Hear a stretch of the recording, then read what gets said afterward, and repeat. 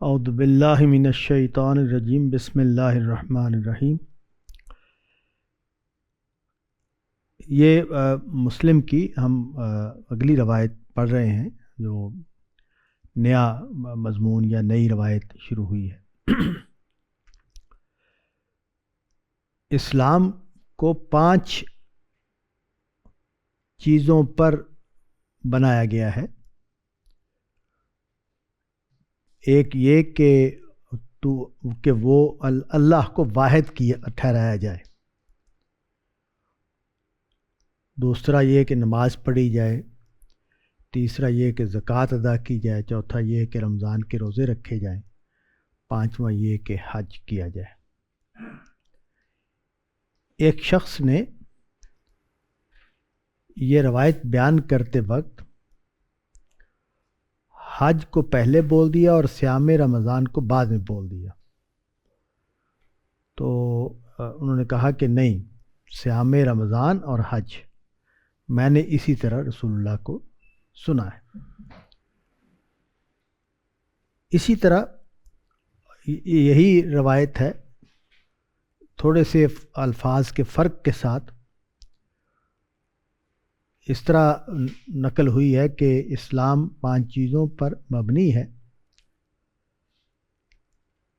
ایک یہ کہ تو اللہ کی عبادت کرے اور اللہ کے سوا کا انکار کیا جائے، نماز پڑھے، زکوٰۃ ادا کرے، بیت اللہ کا حج کرے، رمضان کے روزے رکھے۔ یہی مضمون ایک اور روایت میں تھوڑے سے فرق کے ساتھ بیان ہوا ہے۔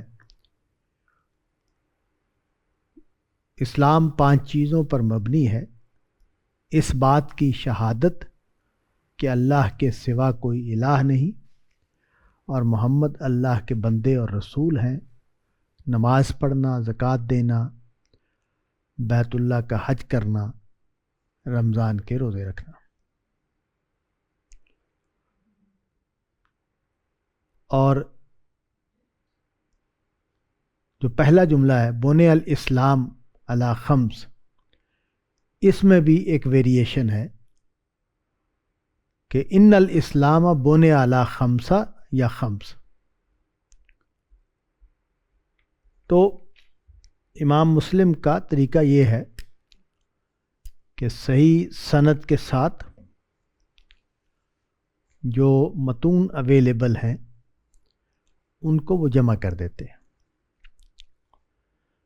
اور یہاں بھی انہوں نے اس روایت کو، یہ بڑی مشہور روایت ہے اور اس کو سب محدثین کے ہاں اس کو مقبولیت حاصل ہے۔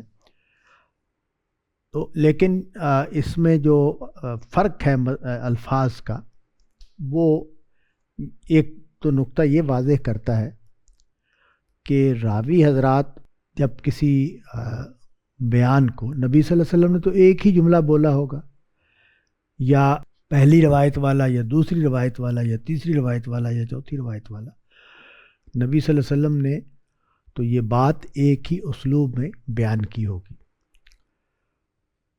لیکن راوی حضرات جب اس کو بیان کرتے ہیں تو اس میں الفاظ بدل جاتے ہیں۔ یہاں اس روایت میں الفاظ بدل گئے ہیں، لیکن جو مضمون ہے وہ ایک ہی رہا ہے۔ بعض روایات میں یہ پرابلم بھی پیدا ہو جاتا ہے کہ مضمون ہی بدل جاتا ہے۔ تو یہ جو چیزیں بھی انسانی حافظے سے منتقل ہوتی ہیں ان میں یہ پرابلم موجود ہوتی ہے کہ بیان کرنے والے کا حافظہ یا اس کا فہم اس میں دخیل ہو جاتا ہے۔ یہی وجہ ہے کہ روایات کے بارے میں یہ احتیاط لازم ہو جاتی ہے کہ ان کو سمجھنے میں، ان کو قبول کرنے میں اس پہلو کو ملحوظ رکھا جائے، اس کو مان کر ان پر کلام کیا جائے کہ اس میں راوی کا فہم بھی شامل ہو سکتا ہے، راوی کا کہ بیان کی تبدیلی بھی اس میں آ سکتی ہے۔ تو یہ تو ایک تمہیدی بات ہو گئی اس نقطے پر کہ یہ جو روایت ہے اس میں ہم یہ دیکھ رہے ہیں کہ بنیادی مضمون تو ایک ہی ہے، لیکن الفاظ میں خاص طور پر پہلا جو جملہ ہے یا پہلا جو حصہ ہے اس میں ہمیں تبدیلی نظر آتی ہے۔ اس تبدیلی پر میں آخر میں بات کروں گا کہ جو تبدیلی ہو رہی ہے اس سے بات کیا فہم ہمیں حاصل ہوتا ہے اس روایت کا۔ جو زیادہ مشہور روایت ہے وہ امام مسلم کی ہاتھ تیسرے چوتھے نمبر پر آئی ہے، یعنی بنی الاسلام علی خمس، اور پہلے اللہ کے الہ ہونے کی، الہ واحد ہونے کی شہادت، اور رسول اللہ کے رسول اور اللہ کا بندہ ہونے کی شہادت۔ تو بات میں یہیں سے شروع کرتا ہوں کہ اس روایت میں ایک تو یہ جو لفظ بولا گیا ہے بنی الاسلام علی خمس،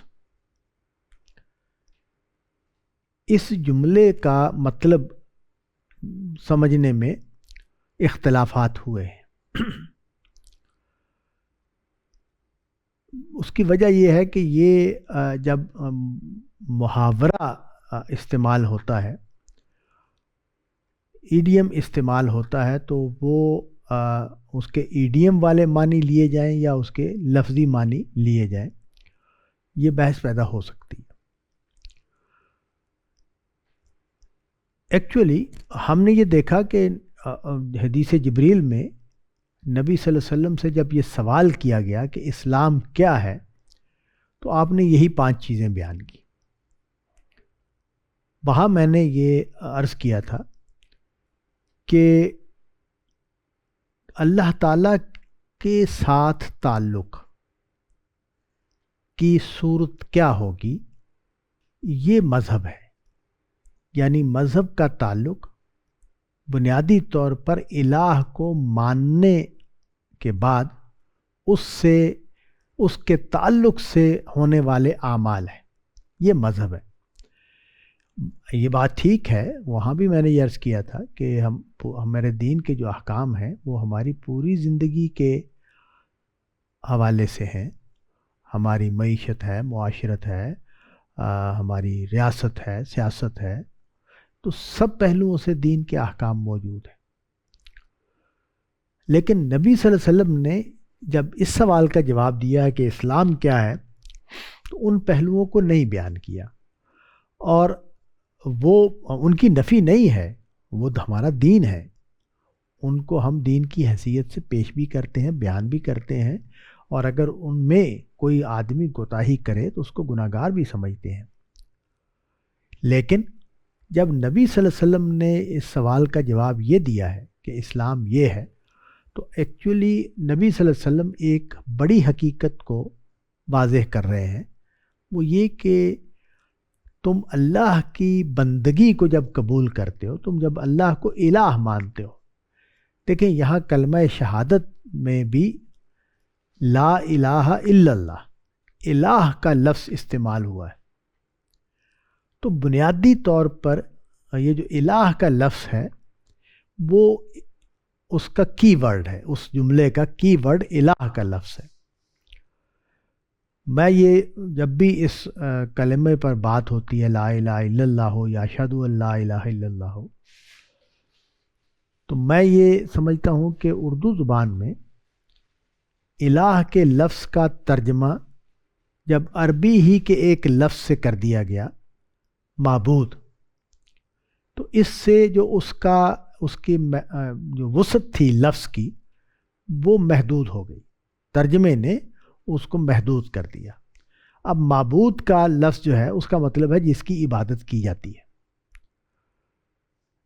تو یہ ٹھیک ہے بات کہ الہ وہ ہستی ہوتی ہے جس کی عبادت کی جاتی ہے، یہ یعنی میں یہ نہیں کہہ رہا کہ معبود کا لفظ جو ہے وہ ترجمہ جب کیا گیا اس سے تو یہ ترجمہ غلط ہو گیا ہے، نہیں، یہ ترجمہ ٹھیک ہے، لیکن اس نے اس لفظ کے بعض پہلوؤں کو اوجھل کر دیا، اور وہ جو پہلو ہیں وہ یہ ہے کہ الہ اصل میں ایک پورا کانسیپٹ ہے۔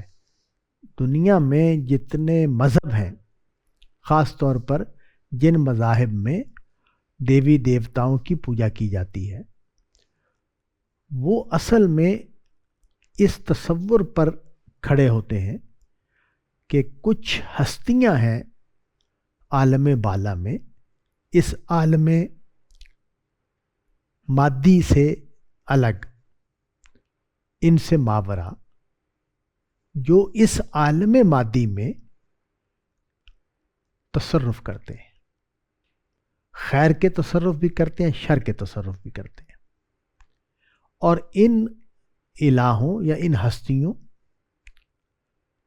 کو اگر خوش رکھا جائے تو ہمارے لیے صورتحال بہتر ہوتی ہے، اور اگر یہ ناراض ہوں، اگر یہ غصہ ہو جائیں تو ہمارے لیے مسائل پیدا ہو جاتے ہیں۔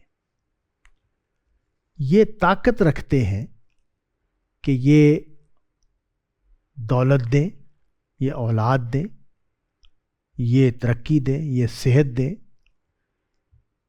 یہ کمال تک پہنچائیں، یہ درمیان میں رکھیں، یہ محروم رکھیں، اور اس کے لیے جیسے ہم بھی ایک دوسرے کے ساتھ ان میں سے کچھ چیزیں جزوی طور پر کرتے ہیں، لیکن اس سے ہم الہ نہیں بنتے۔ کوئی شخص بہت سخی ہو، وہ غریبوں کو بہت پیسے دیتا ہو، اتنے پیسے دے دے وہ کسی کو کہ وہ غریب آدمی خوشحال ہو جائے، اس کے حالات تبدیل ہو جائے، تب بھی یہ الہ نہیں بنتا، کیونکہ یہ جو عمل کر رہا ہے یہ سخی آدمی، یہ عمل دنیا میں جو قانون جاری ہیں ان میں رہ کے کر رہا ہے۔ یہ جو الہ والی ہستیاں ہیں، یہ اس قانون کی پابند نہیں ہے، یہ اس قانون کو توڑ کر ان سے بالا، ان کے بغیر یہ سب کرنے کی اہلیت رکھتے ہیں۔ اب دیکھیں ہمارے مسلمانوں میں جو لوگ بابوں بزرگوں کو مانتے ہیں، اور بعض بزرگوں کے ساتھ یہ والا رویہ بھی اختیار کرتے ہیں کہ یہ ہستیاں اگر ہم سے خوش ہوں تو یہ کر سکتی ہیں، یہ کر سکتی ہیں، تو وہ اس عام دنیا کے قانون پر نہیں کر سکتی۔ میں بھی دوسرے کو نقصان پہنچا سکتا ہوں، لیکن میرے نقصان پہنچانے کا جو اختیار ہے، طاقت ہے، وہ دنیاوی قانون کے تحت ہے، اس سے بالا نہیں ہے، اور اس کو اسی کے مطابق اس کو ڈیل کیا جاتا ہے۔ جیسے ابھی ہم یہ دیکھ رہے ہیں کہ ہمارے ملک میں کچھ لوگوں کو ختم کرنے کی کوشش کی جا رہی ہے، ان کو جرائم پیشہ سمجھ کر، تو اس کے لیے عام جو طریقہ ہے، گولی سے، بندوق سے گھیر کر ان کو نمٹا جا رہا ہے ان کے ساتھ۔ تو یہ دنیاوی قانون کے تحت ہے، یہاں بھی نقصان پہنچ رہا ہے، زندگی جا رہی ہے ایک آدمی کی، لیکن یہ جو پولیس ہے یا فوج ہے یا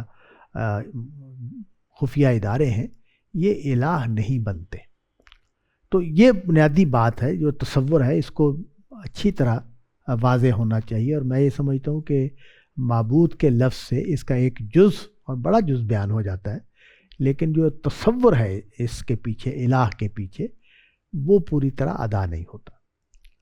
تو بنیادی نقطہ یہ ہے کہ اللہ ہمارا جو اسلام ہے، بلکہ یہ کہنا چاہیے کہ حضرت ابراہیم علیہ السلام کی اولاد میں جو دین بیان ہو رہا ہے، لوگوں کو دیا جا رہا ہے، ان کی جو کتابیں ہیں، بائبل سے لے کر قرآن مجید تک، ان سب میں یہ بات مشترک ہے، اور وہ یہ کہ الہ ہونے کا جو تصور ہے اس کا اطلاق صرف ایک ہستی پر ہوتا ہے، کوئی اور ہستی اس تصور کے اوپر پورا نہیں اترتی۔ کسی اور کو یہ حیثیت ہی حاصل نہیں ہے کہ اس کو الہ کہا جائے، وہ الہ ہو۔ قرآن مجید نے اس کے اوپر کئی پہلوؤں سے کلام کیا ہے، اور جن ہستیوں کو انسانوں نے غلط فکری کی وجہ سے الہ مانا ہوا ہے، ان ہستیوں کو بھی قرآن مجید نے موضوع بنایا اور بتایا کہ ان کے پاس یہ اختیار نہیں ہے، نہ ان کے پاس کوئی قدرت ہے، نہ ان کے پاس کوئی علم ہے کہ یہ الہ ہو سکے۔ تو دوسرا بڑا پہلو یہ ہے الہ کا کہ الہ وہ ہستی ہوتی ہے جو قدرت اور علم میں کامل ہو، جس کی قدرت پر بھی کوئی رکاوٹ نہ ہو، جس کے علم میں بھی کوئی کمی نہ ہو۔ تو اسی لیے جو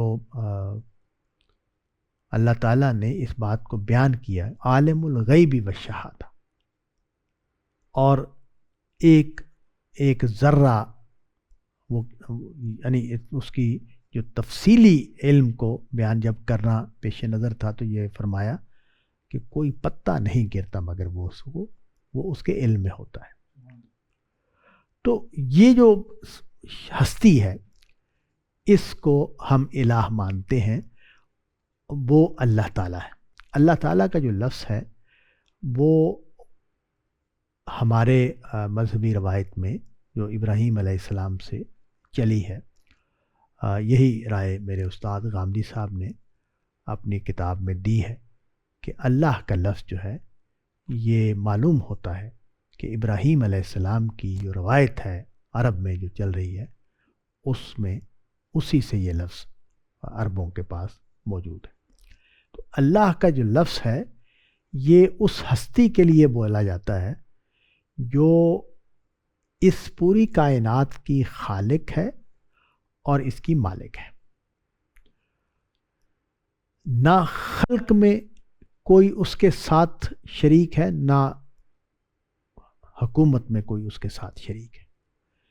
ہمارے ہاں جتنا بھی شرک ہوتا ہے وہ سارے کا سارا انسانوں کے جو معاملات ہیں ان میں کسی دوسری ہستی کے مداخلت کرنے کے اختیار کے تصور سے پیدا ہوتا ہے۔ یہ جتنے بھی بت ہیں اور جتنے بھی بڑی ہستیاں ہیں جن کے پاس لوگ جاتے ہیں اس غرض سے کہ وہاں سے وہ اپنی مرادیں حاصل کریں، تو یہ تصور ہمارے مسلمانوں میں تو یہ تصور جو ہے وہ بہت بگڑی ہوئی حالت میں بھی ہو تو تب بھی وہ جب اس پر اعتراض کیا جائے گا، سوال اٹھایا جائے گا، تو یہ کہا جائے گا کہ یہ شفاعت کرتے ہیں، یہ سفارش کرتے ہیں، اللہ ہی کرتا ہے سارے کام، یہ صرف اللہ تعالیٰ کو، چونکہ یہ اللہ کے مقبول بندے ہیں تو اللہ سے جب یہ بات کرتے ہیں، ہماری سفارش کرتے ہیں، ہماری دعا اللہ تک پہنچاتے ہیں تو یہ دعا زیادہ مؤثر ہو جاتی۔ تو ہمارے مسلمانوں میں اس میں یہ اس کی توجیح کی جاتی ہے، اگرچہ بہت عوام میں ہم چلے جائیں تو یہ توجیح وہاں موجود نہیں ہوتی۔ وہ یہ سمجھتے ہیں کہ یہ ہستیاں زندہ ہیں، یہ سنتی ہیں، اور یہ جو چاہے یہ کر سکتی ہیں۔ تو گویا وہی الہ والا تصور جو ہے وہ ہمیں بعض عوام میں نظر آتا ہے۔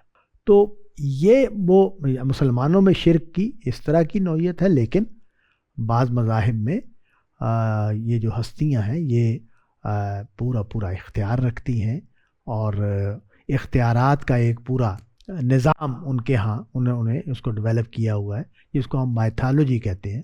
قرآن مجید میں یہ لفظ استعمال ہوا، عربوں کے ہاں اس کو اسطورہ یا اساطیر کے لفظ سے بیان کیا جاتا ہے۔ تو یہ جو تصور ہے، پہلا نقطہ یہ ہے کہ اللہ کے ساتھ تعلق میں جو پہلی بات ہے، جو بنیادی ترین بات ہے، وہ یہ کہ الہ صرف وہی ہے، اس کے علاوہ اس کے سوا کوئی دوسری ہستی اس کائنات میں الہ کی حیثیت نہیں رکھتی. اور اس بات کو قرآن مجید نے بڑی قاطع دلیل کے ساتھ بیان کر دیا کہ اگر میں نے کسی کو کسی درجے میں بھی اپنے اس اختیار میں شریک کیا ہوتا تو میں پھر اس کا اعلان کرتا، میں اپنے پیغمبروں کے ذریعے سے اس کو بتاتا کہ فلاں ہستی کو فلاں اختیار دیا گیا ہے. تو میں نے تو اس طرح کا کبھی کوئی اعلان نہیں کیا. میری تو کتابیں، میری وحی سے اس طرح کی کوئی بات کبھی نہیں کہی گئی ہے اور نہ یہ موجود ہے. تو پہلی جو تصحیح ہے وہ یہ ہے، اور یہ سب سے بنیادی مسئلہ ہے. میرا تو رجحان یہ ہے کہ اس وقت جو انٹلیکچول لوگ ہیں ان کے ہاں خدا کے نہ ہونے کی گفتگو ہو رہی ہے. تو یہ بظاہر تو یہ لگتا ہے کہ یہ شرک نہیں ہے، کیونکہ شرک کا مطلب تو یہ ہے نا کہ ایک سے زیادہ الہ مانے جائے. لیکن میرا نقطہ نظر یہ ہے کہ یہ بھی جرم وہی ہے، کیونکہ اللہ تعالیٰ نے قرآن مجید میں یہ بات بیان کی ہے کہ یہ اللہ کو نہیں مانتے. یعنی جو لوگ شرک کر رہے تھے ان کے بارے میں یہ بیان کیا ہے کہ یہ اللہ کو نہیں مانتے، تو اللہ پر ایمان نہیں رکھتے. تو وجہ کیا ہے، کیوں کہا گیا ہے ان کو کہ یہ اللہ پر ایمان نہیں رکھتے؟ اس کی وجہ یہ ہے کہ جب میں نے کسی اور ہستی کو الہ مان لیا، مثال کے طور پر میرے رزق کے مسائل ہیں تو میں رزق کی کشادگی کے لیے دعا کرتا ہوں، اور یہ دعا میں کسی بابے سے کرتا ہوں یا کسی مورتی کے سامنے جا کے کرتا ہوں، جیسے کہ ہندوؤں میں تصور ہے لکشمی دیوی کا. تو خدا کے ساتھ تو ریلیشن شپ ہی نہیں رہا، مجھے وہاں جانے کی ضرورت ہی نہیں، خدا کی مجھے ضرورت ہی نہیں ہے. میرا کام تو یہ ہستی کرے گی جس کو میں یہ سمجھتا ہوں کہ دولت کے دینے اور لینے کا نظام اس کے ہاتھ میں. تو اللہ تعالیٰ نے بالکل صحیح گرفت کی ہے کہ یہ شخص اللہ کو نہیں مانتا. اسی طرح یہ جو شخص کہہ رہا ہے کہ خدا نہیں ہے، تو وہ ایکچولی کیا کہہ رہا ہے؟ ایکچولی یہ کہہ رہا ہے کہ یہ جو مادہ ہے، میٹر ہے، اسی میں کوئی ترکیب پیدا ہوئی ہے تو کچھ چیزیں وجود میں آ گئی ہیں. کوئی ترکیب پیدا ہوئی ہے تو اس میں زندگی پیدا ہو گئی ہے. کوئی ترکیب پیدا ہوئی ہے تو اس میں شعور پیدا ہو گیا ہے. تو گویا یہ مادہ خود ہی سب کچھ ہے. اور ایکچولی جب انسان اس نقطہ نظر کو اختیار کر لیں گے تو وہ کیا کہیں گے، وہ کہاں پہنچیں گے؟ وہ اس نقطے پر پہنچیں گے کہ یہ کم از کم اس نقطے پر تو اعتماد کے ساتھ پہنچ جائیں گے کہ یہ جو انسانی دنیا ہے یہ ہمارے اختیار میں ہے. ہم جو چاہیں اس میں کر سکتے ہیں، جو چاہیں بنا سکتے ہیں. یہاں تک کہ اور محنت ہم کریں گے اور کوشش کریں گے تو ہم موت سے بھی پیچھا چھڑا لیں گے. تو یہ جو گویا خدا کے ماننے کی کوئی حیثیت نہیں رہی، اور نہ ماننا اصل میں کسی اور کو ماننا ہے. تو میرا یہ خیال ہے کہ اسی لیے اس کو سب سے پہلے اور سب سے بنیادی چیز کے طور پر بیان کیا گیا ہے قرآن مجید میں بھی، نبی صلی اللہ علیہ وسلم کے ارشادات میں بھی. لیکن اگلا نقطہ یہ ہے کہ یہاں کہا گیا ہے کہ گواہی دے. اگرچہ میں نے جیسے روایتیں پڑھی ہیں تو اللہ کو ایک مانے، اس کو بھی یہ جملہ بھی بولا گیا ہے، تو یہ ظاہر عمل نہیں ہے. اللہ کو ایک ماننا یہ شعور کا فیصلہ ہے، ذہن کا فیصلہ ہے، یا قلب کا فیصلہ ہے، میری شخصیت کا فیصلہ ہے کہ میں اللہ کو ایک مانتا ہوں. تو یہ تو میرے داخل میں پیدا ہونے والی ایک تبدیلی ہے کہ میں مختلف ہستیوں کو ماننے کے بجائے ایک ہستی کو ماننے والا بن گیا ہوں۔ لیکن جب شہادت کا لفظ آتا ہے تو شہادت کا جو لفظ ہے یہ ایک اور پہلو کو نمایاں کرتا ہے، اور وہ پہلو یہ ہے کہ میں اعلان کرتا ہوں اور سب کے سامنے اعلان کرتا ہوں، اور پورے اعتماد کے ساتھ، پوری یقین کے ساتھ اعلان کرتا ہوں کہ اللہ کے سوا کوئی الہ نہیں۔ تو گویا میں نے ایک عمل کر ڈالا ہے، میں نے اپنا ایک تعارف اور اپنی ایک پوزیشننگ دنیا میں، یہ بہت اہم بات ہے، بلکہ میرے اپنے مشاہدے اور تجربے کے مطابق یہ سب سے زیادہ اہم بات ہے کہ میں نے پوزیشن کیا لی ہے، میرا رول کیا ہے، میں کہاں سے بیہیو کرتا ہوں، میں نے وہ اپنے لیے کیا چیز طے کر رکھی ہے۔ تو آپ دیکھیں کہ اس کو ذرا اس سے ہٹ کر بات میں اگر کروں کہ اگر کوئی شخص کمزور ہو، مالی اعتبار سے کمزور ہو، سماجی اعتبار سے کمزور ہو، تو وہ ایک فیصلہ کر لے، اور وہ فیصلہ کر لے کہ میں تو بیچارہ ہوں، اور یہ فیصلہ اس کی زندگی کے نقشے کو تبدیل کر دے گا۔ تو یہ اتنی اہم چیز ہوتی ہے کہ جب ہم کوئی لفظ بولتے ہیں، اور خاص طور پر اپنی نسبت سے بولتے ہیں، یہاں اشہدو کہا گیا نا، میں گواہی دیتا ہوں، میں اعلان کرتا ہوں، میں یہ سب کے سامنے کہتا ہوں کہ میرا الہ صرف اللہ ہے۔ تو یہ جو بات ہے، یہ اصل میں پوزیشننگ کی بات ہے۔ میں اس کائنات کے حوالے سے ایک بڑا فیصلہ کر کے اور ایک بڑے نتیجے تک پہنچا ہوں، اور اب میں اس پر کھڑا ہوں۔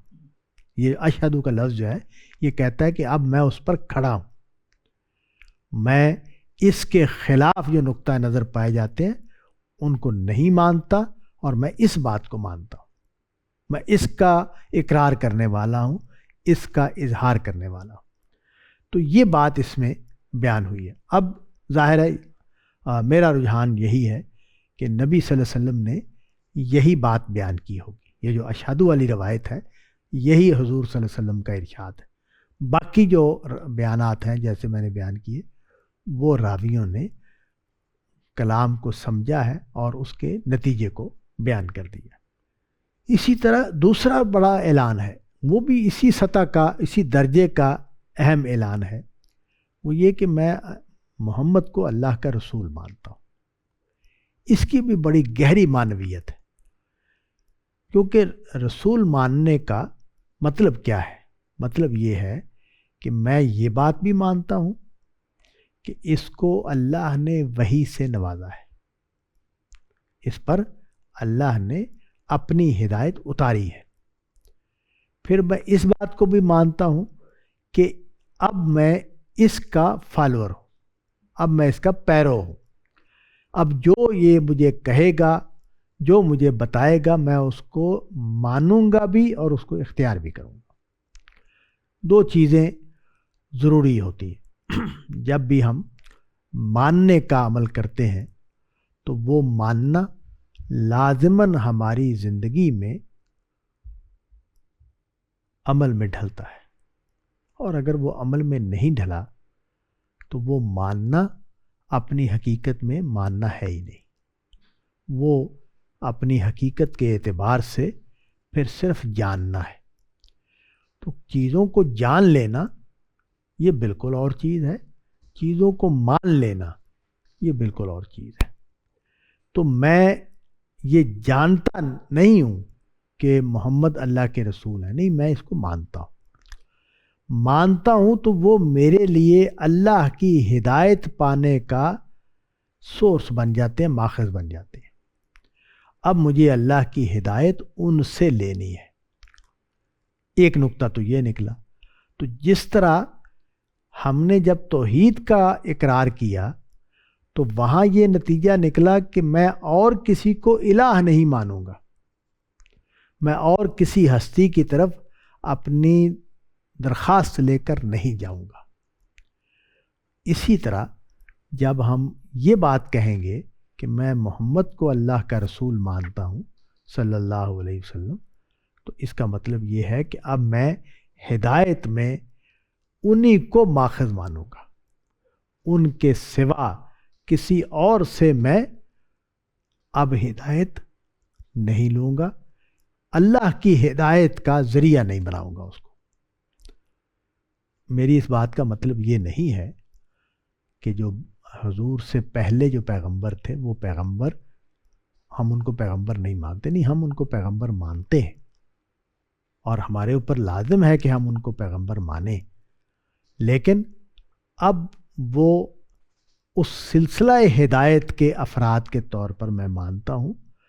ہدایت لینے کے لیے مجھے اب ان کی طرف رجوع کرنے کی ضرورت نہیں ہے، اور یہ ہر زمانے میں ایسے ہی ہوتا آ رہا ہے کہ جب نیا پیغمبر آتا ہے تو وہ نیا پیغمبر اب دین کا ماخذ ہے، پچھلے پیغمبر اب اس تاریخ کا حصہ بن گئے، کیونکہ نبی صلی اللہ علیہ وسلم نے اور قرآن مجید نے یہ بات واضح کر دی کہ اب کسی پیغمبر نے نہیں آنا، تو اب قیامت تک ہم نبی صلی اللہ علیہ وسلم ہی پر دین کے حوالے سے ایمان رکھتے ہیں، اعتماد رکھتے ہیں، انہی کی طرف رجوع کریں گے۔ تو یہ دونوں باتیں جو ہیں، یہ پہلا عمل ہے جو مجھے کرنا ہے، اور یہ اصل میں اس لیے اس کو سب سے پہلے بیان کیا گیا ہے کہ یہ میرے خدا کے ساتھ ریلیشن شپ کی دو جہتوں کو واضح کرتا ہے کہ میں اس دنیا میں کار فرما اور کار ساز ہستی صرف ایک ہی ہستی کو مانتا ہوں، اور وہ خالق کائنات ہے، مالک کائنات ہے، اور دوسری بات یہ کہ ہدایت کے لیے بھی میں اسی کے مبعوث کی ہوئی ہستی کو اپنا مقتدا بناؤں گا، اپنا امام بناؤں گا، اپنا رہنما بناؤں گا، میں کسی اور کی طرف اس کے لیے رجوع نہیں کروں گا۔ تو گویا میں خدا ہی سے جڑا ہوں اس صورت میں بھی کہ خدا میرا الہ ہے، اور اسی میرے الہ نے میری اس ضرورت کو اپنے پیغمبروں کے ذریعے سے پورا کیا ہے، اور میں اسی سلسلہ پیغمبر کی آخری ہستی محمد صلی اللہ علیہ وسلم کو اپنا رہنما بنا کر جینے کا فیصلہ کرتا ہوں، میں جی رہا ہوں۔ تو پہلا عمل مجھے یہ کرنا ہے۔ تو میں نے یہ عرض کیا کہ یہ خدا سے تعلق کا عنوان ہے، اور یہ خدا سے تعلق کا فیصلہ ہے، اور یہ جو عنوان کا لفظ میں بولتا ہوں وہ اس بات کو واضح کرنے کے لیے بولتا ہوں کہ عنوان مجھے گائیڈ کرتا ہے، مجھے باندھ کر رکھتا ہے۔ لفظ جو ہیں ان کی سب سے بڑی طاقت یہ ہے کہ وہ میرے شعور کو باندھ دیتے ہیں، وہ میری نگاہوں کے لیے اینک بن جاتے ہیں، وہ میرے فیصلوں کے لیے ایک بائنڈنگ فورس بن جاتے ہیں۔ تو یہ جو دو بڑے تصورات ہیں کہ اللہ الہ صرف اللہ ہے، اور یہ کہ محمد صلی اللہ علیہ وسلم کو میں اپنا اللہ کا بھیجا ہوا رسول اپنے لیے مانتا ہوں، یہ میرے لیے بائنڈنگ فورسز بن جاتی ہیں، یہ میرے بہت سارے فیصلوں میں یہ شامل ہوتے ہیں، میرے بہت سارے اعمال میں یہ شامل ہوتے ہیں۔ یہ بات میں ضمناً عرض کر دوں کہ کوئی بھی آئیڈیا مطلب یہ ہے کہ کوئی بڑا نقطہ نظر، وہ میرے اندر تین چیزیں پیدا کرتا ہے، اور وہ تینوں چیزیں یہاں پیدا ہوں گی اور ہونی چاہیے۔ ایک یہ کہ میری زبان پر ایک بات آئے، وہ بات یہ ہے جو یہاں بیان کی گئی ہے، اشہد ان لا الہ الا اللہ و اشہد ان محمد عبدہ و رسولہ۔ دوسرا یہ کہ میرے اندر عمل پیدا ہو، وہ آگے بیان ہو رہا ہے کہ وہ 4 عمل ہیں جو اس سے پیدا ہوتے ہیں۔ اور تیسری بات یہ ہے کہ میرے قلب اور شعور پر کچھ حالتیں طاری ہوں، کچھ کیفیات حاصل ہوں، وہ بھی اسی سے پیدا ہوں گی اور اسی سے حاصل ہوں گی۔ پھر فرمایا کہ 4 عمل ہیں جو تم نے کرنے، جو اسلام ان پر مبنی ہے. وہ 4 اعمال جو ہیں وہ جن کو ہم ارکان اسلام کہتے ہیں، تو ان میں سے پہلا میں نے عرض کر دیا، 4 باقی رہ گئے.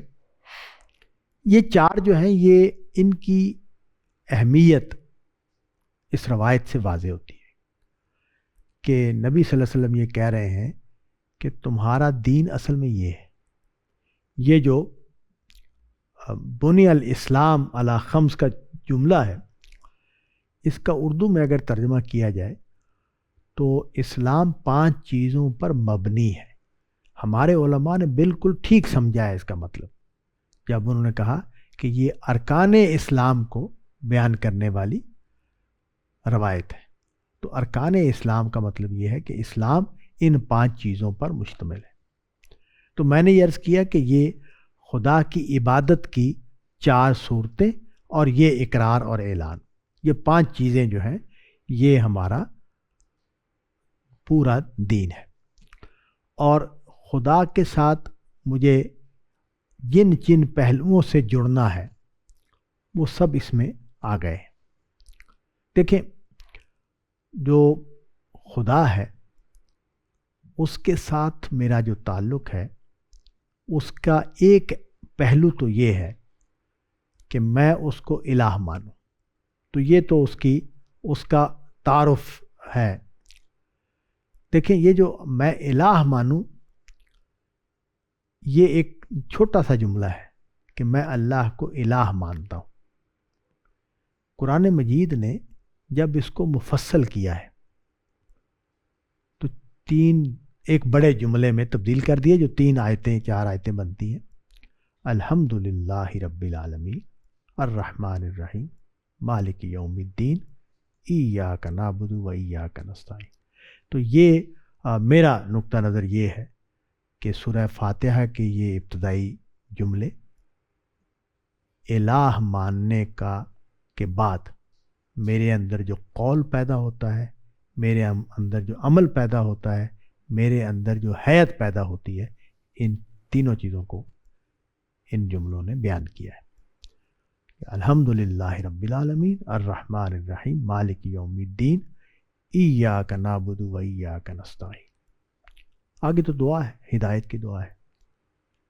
تو یہ جو ریلیشن شپ ہے کہ جو میرے اندر یہ میرے زبان پر یہ قول آئے ہیں، میں نے اپنے اس میں عمل کو بھی بیان کیا ہے، میں نے اپنی کیفیت کو بھی بیان کیا ہے.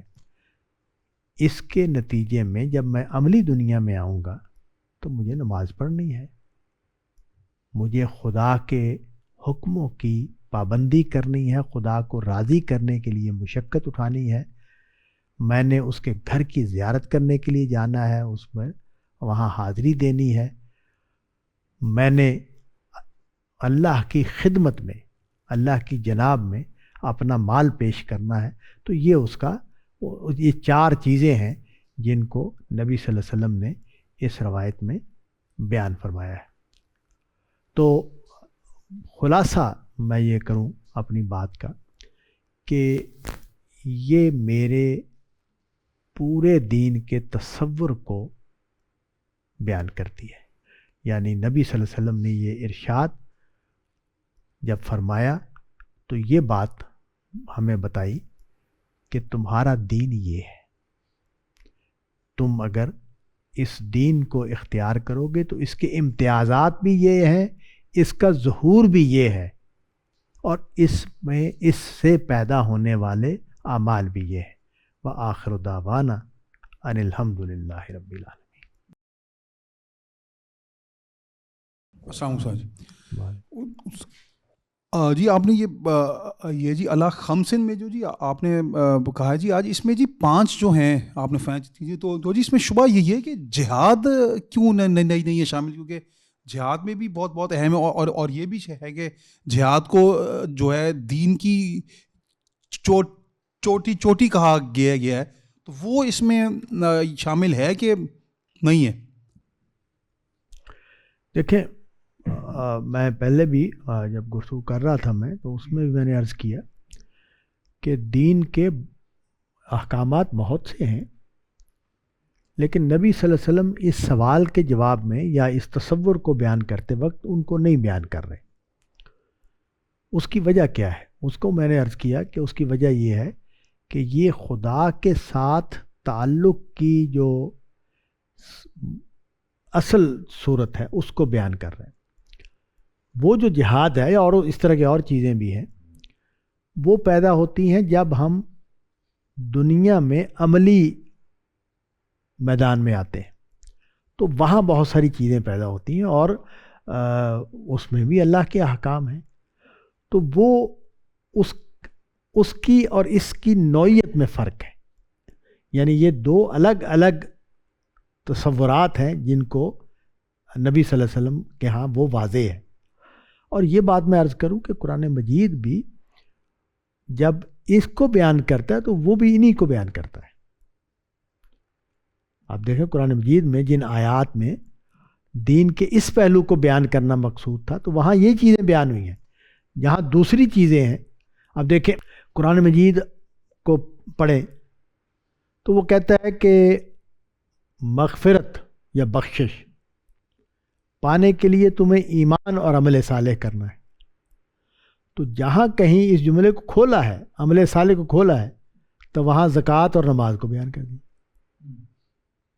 تو اس کا مطلب یہ ہے کہ اللہ تعالیٰ نے قرآن مجید میں نبی صلی اللہ علیہ وسلم جو بات فرما رہے ہیں وہ ظاہر ہے قرآن مجید سے آپ نے یہ بات اخذ کی ہے، اس لیے اس کو اس طرح بیان کر رہے ہیں۔ تو یہ جو بات ہے یہ بات بالکل واضح ہے کہ وہ ایک اور دائرے کے اعمال ہیں اور یہ ایک اور دائرے کے اعمال ہیں۔ تو دو دائروں کی بات ہے۔ ایک دائرہ یہ ہے، مجھے اس سے اتفاق نہیں ہے جو ڈاکٹر اسرار احمد آپ نے سوال کیا تو میں عرض کر رہا ہوں، ڈاکٹر اسرار احمد صاحب مرحوم وہ یہ سمجھتے ہیں کہ یہ بنیاد ہے، یہ 5 اعمال بنیاد ہیں اور ان کے اوپر باقی دین کی عمارت بنے گی۔ نہیں، میں یہ سمجھتا ہوں کہ یہ نہ قرآن مجید سے یہ تصور ملتا ہے، نہ نبی صلی اللہ علیہ وسلم کے اس ارشاد سے یہ تصور ملتا ہے۔ یہ ایک دائرہ ہے دین کا کہ دین ہے کیا، یہ اس دائرے کا جواب ہے۔ یہ باقی رہ گیا احکام دین کیا ہے، تو احکام دین تو بہت سارے ہیں، یہ احکام دین کا دائرے کی بات ہے ہی نہیں، یہ وہ ان اعمال کی بات ہو رہی ہے جو اللہ کو الہ ماننے کے بعد پیدا ہوتے ہیں۔ وہ تو دین کی حمایت ہے، نصرت ہے دین کی، وہ اس کے تقاضے کے تحت پیدا ہونے والا عمل ہے جس کو ہم جہاد کہتے ہیں۔ تو جی یہ صحیح بات کہ جہاد کو سب اعمال کی چوٹی کہا گیا ہے، یہ صحیح بات؟ قرآن مجید میں ایک بات بیان ہوئی ہے، غالباً یہ اسی کو بیان کرنے کی صحیح۔ قرآن مجید یہ کہتا ہے کہ اگر تم جہاد کے لیے نہیں نکلو گے تو تمہارے اعمال رد ہو جائیں گے۔ تو ظاہر ہے اس سے یہ تصور پیدا ہوتا ہے جو اس لفظ میں بیان کیا جا رہا ہے، وہ اصل میں کہا یہ جا رہا ہے، میں اس کو بیان بھی کرتا ہوں کہ ایک بیٹا جو ہے وہ اپنے باپ کی خدمت کرتا ہے اور پورے دل لگا کے کرتا ہے، ادب کرتا ہے تو پوری طرح کرتا ہے، خیال رکھتا ہے تو بڑے محنت کرتا ہے۔ باپ کا دشمن آ گیا تو یہ بیٹا کہتا ہے کہ ابا جی تسی جانو تو تہاڈا دشمن جان۔ تو یہ باپ جو ہے یہ اس کے ساری وہ خدمت ہے، ادب ہے، اس کو رد کر دے گا۔ تو یہ جہاد کی نوعیت یہ ہے کہ بندہ نماز بھی پڑھ رہا ہے، روزہ بھی رکھا ہے، خیرات بھی کر رہا ہے، لیکن جب دین خطرے میں آیا، دین کے دشمن آ گئے میدان میں تلواریں اور نیزے اور تیر لے کر، اور یہ بندہ چھپ گیا، یہ میدان میں نہیں اترا، تو یہ اس کا یہ سارے عمل کے ضائع ہونے کا اندیشہ پیدا ہو گیا ہے، خطرہ پیدا ہو گیا، اس وجہ سے وہ بات کہی جا رہی۔ یوں نہیں ہے کہ یہ دین کا سب سے بڑا حکم ہے، یوں نہیں ہے بات، اس کی ایک خاص سچویشن میں یہ اہمیت ہے۔ تو یہ بات ٹھیک ہے، لیکن اس کا مطلب یہ نہیں سمجھنا چاہیے کہ دین کا سب سے بڑا حکم یہ ہے، نہیں، دین کا سب سے بڑا حکم جو ہے وہ نماز ہے۔ تو جی اسے جہاد سے مجھے آیا جی خیال کہ جہاد اور قتال جو ہے یہ ایک ہی چیز ہے کہ ان میں فرق ہیں، ان میں ہیں؟ نہیں، جہاد ذرا جامع لفظ ہے، قتال ذرا مخصوص لفظ ہے، بات ایک ہی۔ یعنی اس سے جی مراد جنگ ہے جو ہے، یعنی قتال قتال سے مراد صرف جنگ ہے؟ قتال صرف جنگ کے لیے بولا جاتا ہے، لیکن جہاد کا لفظ میں دوسری کوششیں بھی شامل ہو جاتی ہیں، لیکن جہاد کا لفظ بھی صرف جنگ کے لیے بولا جاتا ہے، یعنی بعض جملوں میں اس کا مطلب جنگ ہی ہوگا۔ جیسے طالبان جہاد کر رہے ہیں تو وہ صرف جنگ ہی مراد ہے اور کچھ نہیں مراد، لیکن اس کا محرک اور وہ چیزیں اس میں ادا ہو جاتی ہیں جہاد کے لفظ میں۔ آپ نے جی آج کہا جی کہ یہ دینی کاموں میں ظاہر ہے ہمارے دین اسلام میں ہر شعبے میں جو ہے مطلب دینی ہمیں نا رہنمائی ہے اس میں، تو آپ نے اس میں سیاست کا بھی کہا، پھر اور سارے شعبے ہیں، سیاست ہوگی اور معیشت بھی، تو دو جی اس میں سوال یہ ہے کہ یہ دینی سیاست جو ہے اس کی یعنی یہ کیا ہے چیز، یعنی اس کی جو ہے تعریف وہ کیا ہے؟ نہیں دیکھیں، یہ لفظ ہی ٹھیک نہیں ہے، دینی سیاست یہ لفظ ٹھیک نہیں ہے۔ سیاست ہوتی ہے، نہ وہ دینی ہوتی ہے وہ نہ وہ غیر دینی ہوتی ہے۔ جیسے ہم گھر میں کھانا پکاتے ہیں تو کھانا پکانا جو ہے یہ دینی اور غیر دینی نہیں ہوتا، ٹھیک ہے۔ ہاں، جب میں کھانا بنا رہا ہوں تو مجھے دین کے احکام معلوم ہے کہ یہ چیزیں حرام ہیں، یہ مجھے استعمال نہیں کرنی۔ تو اسی طرح جب میں سیاست کروں گا تو وہاں بھی مجھے یہ پتہ چلے، مجھے معلوم ہے کہ یہ چیزیں ناجائز ہیں، یہ مجھے نہیں کرنی۔ جب میں سیاست کر رہا ہوں، سیاست کا مطلب یہ ہے کہ میں نظام اجتماعی چلانے میں کوئی کردار ادا کر رہا ہوں، یا دوسرا کام بھی کرتے ہیں ہم۔ موجودہ زمانے میں تو اس کو لیگل کر دیا گیا ہے، صدیوں تک تو وہ لیگل تھا ہی نہیں کہ میں اقتدار حاصل کرنے کی جدوجہد کروں۔ یہ دلچسپ بات ہے کہ دنیا میں ہمیشہ یہ مجرمانہ ایکٹیویٹی رہی ہے کہ کوئی شخص اقتدار حاصل کرنے کی جدوجہد کرے۔ موجودہ زمانے کی یہ اچیومنٹ ہے، یہ پازیٹیو بات پیدا کی ہے موجودہ زمانے نے، اور یہ ہم نے نہیں پیدا کی، یہ ویسٹ نے پیدا کی ہے، کہ انہوں نے کہا کہ اس کو لیگل کر دیں، اس ایکٹیویٹی کو لیگلائز کر دیا جائے کہ لوگ پولیٹیکل پارٹیز بنائیں اور اقتدار کے لیے جدوجہد کریں، تو وہ لیگلائز ہو گیا۔ یہ بھی اب سیاست ہوگی، تو یہ سیاست بھی دینی اور غیر دینی نہیں ہے۔ نواز شریف جدوجہد کر رہا ہو یا فضل الرحمان جدوجہد کر رہا ہو، یہ سیاسی جدوجہد ہے۔ ہاں، لیکن یہ بات بالکل ٹھیک ہے کہ جب میں یہ سیاسی جدوجہد کروں گا تو میرا ایمان اور میرا اسلام، اس کا رول ہے وہاں، وہ رول یہ کرے گا، یہ اپنا رول لازماً ادا کریں گے۔ ہاں، ایک اور سوال ہے، وہ ظاہر ہے آپ کے سوال میں تو نہیں تھا، لیکن وہ الگ سے ایک سوال ہے، اس پر بات ہو سکتی ہے، اس پر علمی کام بھی ہونا چاہیے۔ وہ یہ کہ کیا اسلامی ریاست کوئی تصور ہے؟ تو میرے استاد غامدی صاحب جو ہیں وہ اس کو نہیں اختیار کرتے، اس تصور کو، لیکن یہ ایک بحث ہو سکتی ہے۔ باقی سیاست، دینی سیاست اور غیر دینی سیاست، یہ کوئی تصور نہیں۔ تو جی اس میں یہ مطلب عام طور پہ یہ یعنی جو ہے سیاست دین کا شعبہ ہے، مطلب اس طرح کہا جائے گا تو زیادہ اچھا ہے؟ نہیں، سیاست جو ہے فطرت انسانی ہے۔ سیاست کا دین آ کے بتائے گا ہمیں کہ جب تمہیں اقتدار ملی، دیکھیں جملہ ہی قرآن مجید کا یہ ہے، ان مکناہم، اگر میں تمہیں اقتدار دوں، ان کو اقتدار دوں تو یہ کریں، تو وہ ٹھیک ہے، وہ ہمیں کرنا ہے، وہ ہماری ذمہ داری ہے کہ ہم وہ فرائض بجا لائیں گے جب ہمیں اقتدار حاصل ہوگا۔ اقتدار حاصل کرنے کی جدوجہد، یا اقتدار میں ہیں لوگ اس وقت، دیکھیں نا ہماری جو ساری پارٹیاں وہ ساری اقتدار میں ہیں اس وقت، فرق صرف یہ کہ ان کے رول الگ الگ ہے، لیکن سب اقتدار میں ہیں۔ یہ ہمارے ہاں عام لوگوں کو یہ تاثر ہوتا ہے کہ جی اس وقت فلانی پارٹی کی حکومت ہے، ایسا نہیں ہوتا۔ یہ جو جدید نظام ہے اس میں ساری پارٹیوں کو اقتدار میں شریک کیا جاتا ہے. اس وقت جو پارلیمنٹ ہے اس کی جو کمیٹیز ہوتی ہیں اس میں بعض کمیٹیوں میں قانونی طور پر اپوزیشن کو سربراہ بنایا جاتا ہے. تو اس طرح اقتدار میں سب کو شریک کیا ہوتا ہے. الیکشن جیت کے آئے ہیں تو یہ اقتدار میں جو شریک ہیں ان کے اوپر بھی دین نے کچھ ذمہ داریاں عائد کی ہیں. یہ جو اقتدار میں شریک ہونے کی جدوجہد کر رہے ہیں کہ ہم اس بن جائیں, یہ بھی سیاسی عمل ہو رہا ہے اور یہ نیچرل ہے.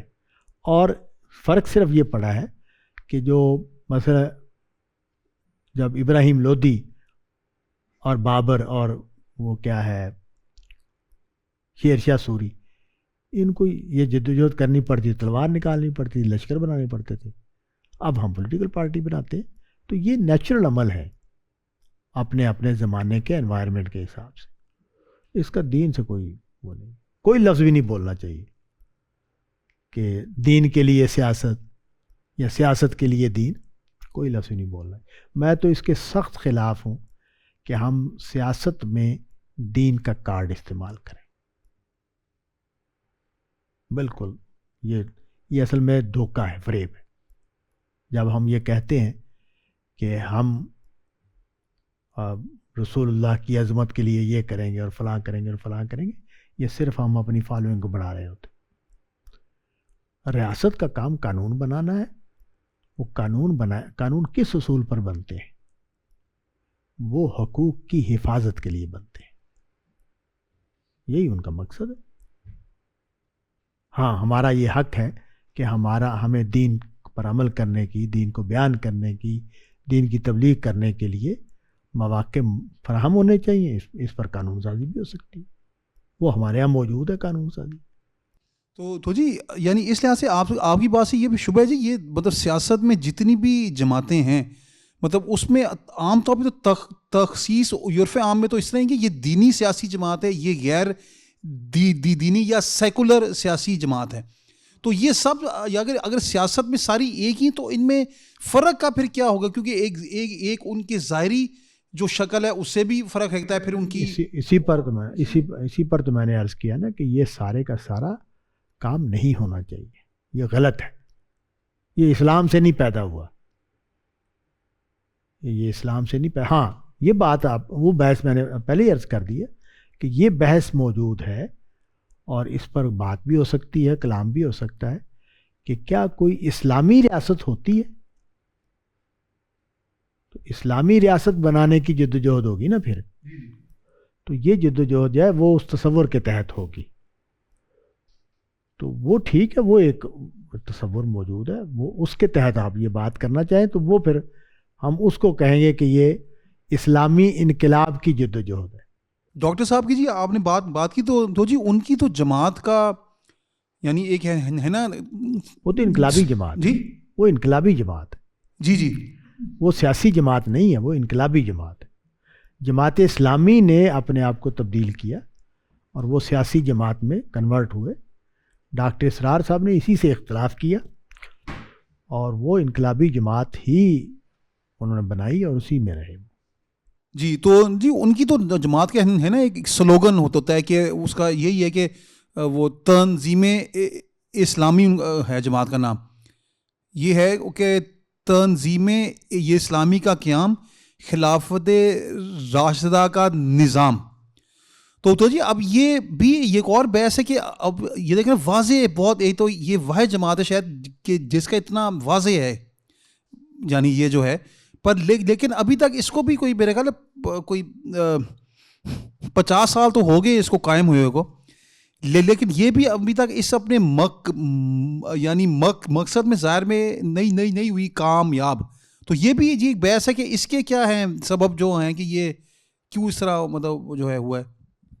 ہاں, یہ ٹھیک ہے بات کہ وہ کامیابی, یہ ناکامی جو ہے اس نے بڑے نتائج پیدا کیے ہیں فکری سطح پر بھی. جو ناکامی ہوئی ہے یہ مودودی صاحب کی ناکامی ہے, اسی طرح ڈاکٹر اسرار صاحب ہیں وہ خیر وہ اس سطح پر مقبول بھی نہیں ہوئے جس سطح پر مودودی صاحب ہوئے تھے. اسی طرح مصر میں ناکامی ہے, اسی طرح ترکی میں ناکامی ہے. تو گلوبل لیول پر یہ تحریکیں ناکام ہوئی ہیں. اور اگر کامیابی ہوئی ہے، جیسے سعودی عرب میں کامیابی ہوئی ہے یا ایران میں کامیابی ہوئی ہے یا ابھی طالبان نے افغانستان میں کامیابی حاصل کی ہے، تو وہ ملیٹنٹ ایکٹیویٹیز سے کی ہے. تو یہ جو بات ہے اس نے بہت فکر پر بڑے گہرے اثرات ڈالے ہیں، اس ناکامی نے اور اس صورت کی کامیابی نے. اور اب یہ صورتحال ہے کہ سعودی عرب اور ایران دونوں اس اچیومنٹ کے بعد کوئی بڑا جو ہے انقلاب یا بڑی تبدیلی وہ نہیں لا سکے، کوئی امپیکٹ نہیں ہے اس کا. خیر اس کے اسباب امپیکٹ نہ ہونے کے کچھ اور بھی ہیں، لیکن امپیکٹ کسی بھی وجہ سے نہیں ہوا، نہیں ہے. تو اس نے بھی بہت سارے سوالات پیدا کیے کہ یہ جو ہوا ہے اس کی علمی اور عملی افادیت کیا ہے. یہ علمی سارا بات ہے. آپ کا جو بات ہے نا وہ یہ کہ بھئی یہ جو انقلابی جماعتیں ہیں، انہوں نے جو کچھ کیا اس سے جو نتائج نکلے وہ کیا ہیں. وہ نتائج میں نے عرض کر دیا کہ وہ نتائج یہ جو نکلے. نہیں دودو جی، اس میں سبب جی ان کی یعنی ایک وہ ہے نا کہ ان کی طریقہ کار میں یعنی وہ ذرا ہے یہ بڑا بہت بڑا موضوع ہے یہ. صحیح، یہ سادہ بات ہوگی کہ ہم یہ کہیں گے ان کے طریقہ کار میں مسئلے، اس سے زیادہ بڑی بات ہے. ایک بڑے تجزیے کی اس میں ضرورت ہے. اس میں استاد نے بڑی اچھی گفتگو کی ہے ڈیلس میں، جو لیکچر انہوں نے دیے تھے، وہ اگر آپ نے سنے ہیں تو اس میں اس سوال کا ان کے نقطہ نظر سے اس کا جواب موجود. طالبان جو مطلب جد و جہد کر رہے ہیں، جو ہمارے ملک کے لیے بھی ایک بڑا مسئلہ بنی ہوئی ہے، تو اس میں بھی کیا وہی بیانیہ ہے جو جاوید صاحب یہ کہتے ہیں کہ اصل میں اس کی بنیاد میں تو وہی مذہبی بیانیہ ہے، تو وہی یہ اسی کی یہ آف شوٹس ہیں ساری؟ ظاہر باقی چیزیں بھی شامل ہو جاتی ہوں گی، کوئی ایجنسیوں کے معاملات بھی شامل ہو جاتے ہوں گے. اس بیانیے کے جو سوتے ہیں وہ مودودی صاحب تک نہیں صرف پہنچتے، اس سے پیچھے بھی ہیں.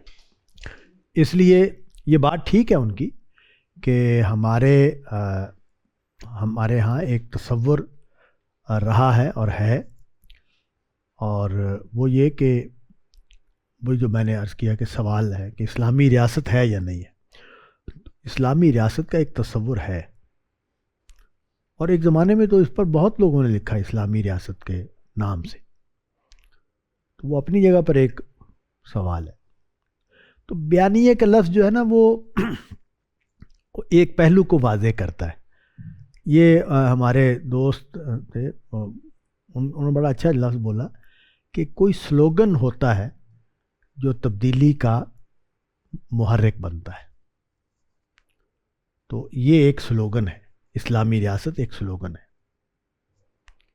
آپ دیکھیں کہ پاکستان کی جو تحریک ہے اس میں پاکستان کا مطلب کیا، لا الہ الا اللہ. اگرچہ یہ عوامی نعرہ تھا، یہ نہیں کہ کوئی ان کے ہاں پارٹی لائن تھی، کوئی یہ بن گیا نعرہ اور پاپولر ہوا. تو یہ نعرہ جو ہے یہ بتاتا ہے کہ ایک جذبات ہیں جو ظاہر ہوئے اس تحریک میں بھی اور اس کے اثرات بھی. جو ایسا نے تو ریسنٹلی بھی کہا ہے نا، جو موجودہ جو صورتحال ڈیولپ ہوئی ہے طالبان کے ساتھ، کہ میں تو مطلب یہ بڑے عرصے سے کہہ رہا ہوں کہ یہ اصل میں جو مذہبی بیانیہ ہیں اسی کے انڈے بچے ہیں سارے. آخر اگر افغانستان میں انہوں نے ایک خاص بیانیے کے تحت ایک خاص حکومت قائم کی ہے، تو وہ اس کی ایکسپینشن کی طرف کیوں نہیں جائیں گے؟ نہیں ظاہر جائیں گے، وہ تو ٹھیک ہے، بات صحیح کہہ رہے ہیں. میں تو کہہ رہا ہوں کہ میں نے سلوگن کا لفظ بولا نا، اسی لیے بولا کہ سلوگن جو ہے وہ گائیڈ کرتا ہے، محرک بنتا ہے، وجہ بنتا ہے. وہ ٹھیک ہے، وہ ایسے ہی ہے. استاذ یہ بیان کیجیے گا کہ دین میں قربانی کو کیا حیثیت حاصل ہے؟ جیسے قربانی یعنی ایک رشتوں میں رہتے ہوئے یا دین کی خدمت کرتے ہوئے انسان اپنے تئیں ایک ایفرٹ کر رہا ہوتا ہے اور اس میں خود پہ کہیں نہ کہیں جبر کر رہا ہوتا ہے اور اس کو وہ اپنے اینڈ پہ کہہ رہا ہوتا ہے کہ یہ قربانی ہے. جیسے والدین جب اپنی اولاد پہ کچھ خرچ کرتے ہیں تو وہ خرچ اتنا ہی ہوتا ہے کہ یا تو اس سے بچے پالے جا سکتے ہیں یا اپنے لیے کچھ آسائش کا سامان کیا جا سکتا ہے. تو اس قربانی کے حوالے سے دین کیا کہتا ہے؟ اس کو یعنی کس حیثیت سے دیکھتا ہے دین؟ قرآن مجید نے ایک بات کو بہت اصرار کے ساتھ بیان کیا ہے، اور وہ یہ کہ کوئی بندہ کوئی اچھا کام کرے تو اس کو آخرت میں اجر ملے گا، لیکن اس کے لیے ضروری ہے کہ وہ مومن ہو.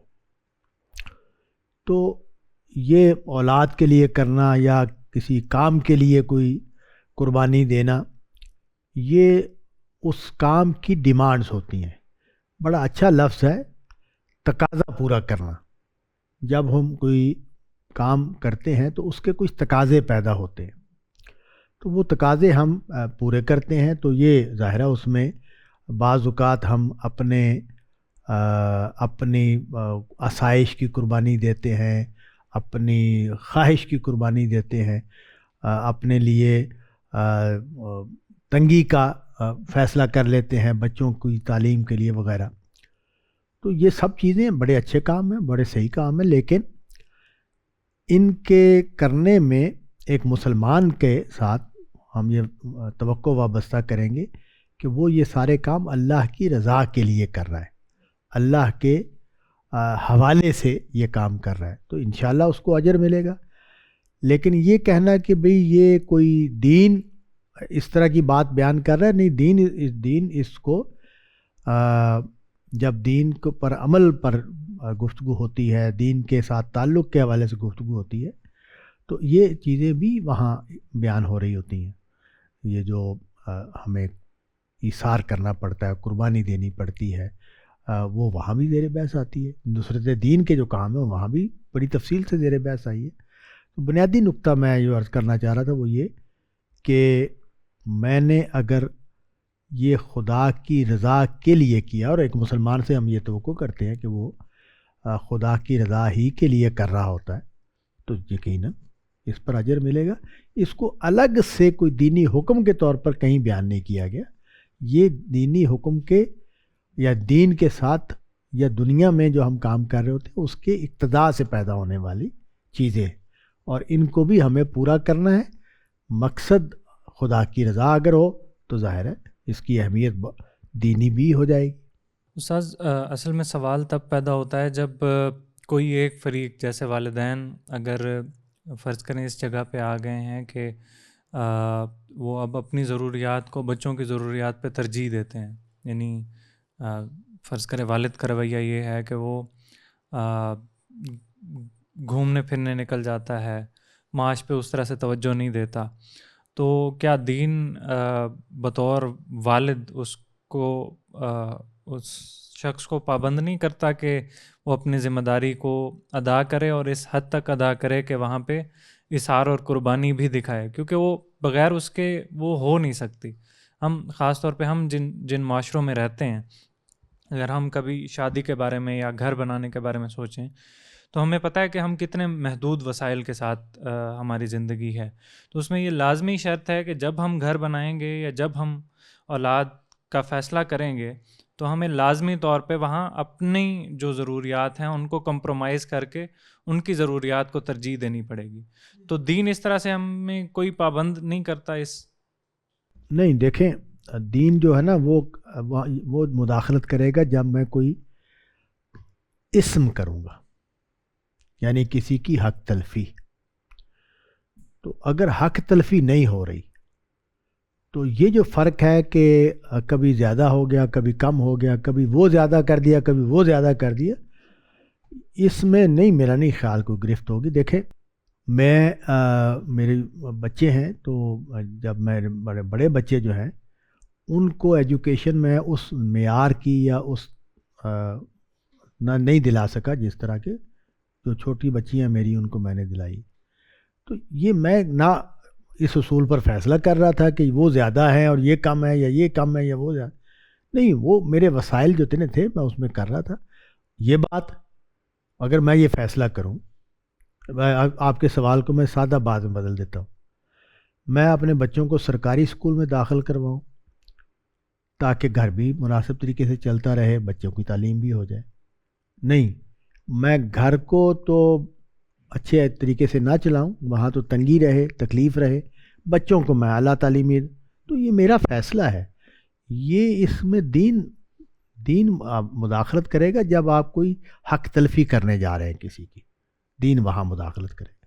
یہ جو ترجیحات ہیں، وہ ایک آدمی جو ہے وہ اس کے پاس پیسے آتے ہیں تو وہ سب سے پہلے نیا فون لیتا ہے،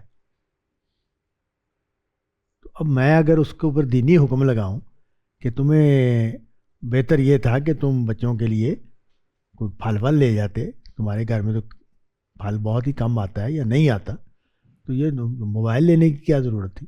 نہیں، یہ جو ہے نا، یہ اس طرح کی جو باتیں ہیں نا، اس کو میں کہتا ہوں مولوی پن۔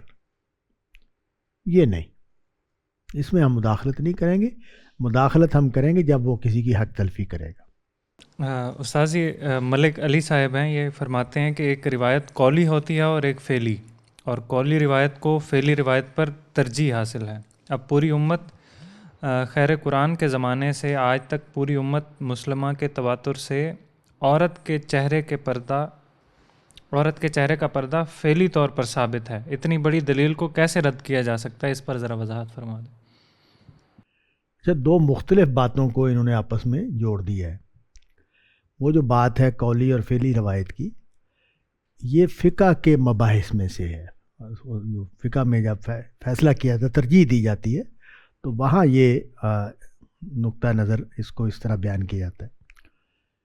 باقی رہ گئی یہ بات ان کی ٹھیک ہے کہ خاص طور پر بر صغیر میں جو غالب رائے ہے وہ چہرے کے پردے کی ہے، رائے، روایت نہیں، یہ رائے ہے، غالب رائے یہ ہے، زیادہ تر علماء کا رجحان یہی ہے، بر صغیر کے علماء کا، کہ عورت کو چہرے کا پردہ کرنا چاہیے۔ تو لیکن یہ علماء کی رائے ہے،